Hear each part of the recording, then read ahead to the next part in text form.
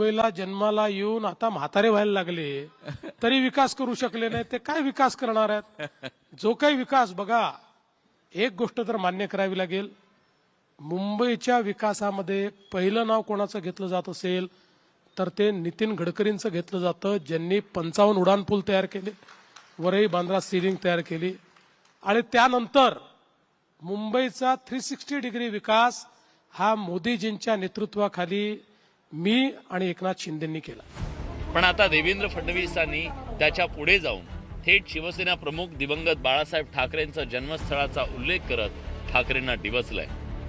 हिंदू हृदय सम्राट शिवसेना प्रमुख बाळासाहेब ठाकरे यांच्यापेक्षा जास्त मुंबई कोणाला माहिती होती का? मुंबईची पल्स, मुंबईची नाडी कोणाला माहिती होती का? त्यांचा जन्म पुण्याला झाला होता, त्यांचाही मुंबईत झाला नव्हता.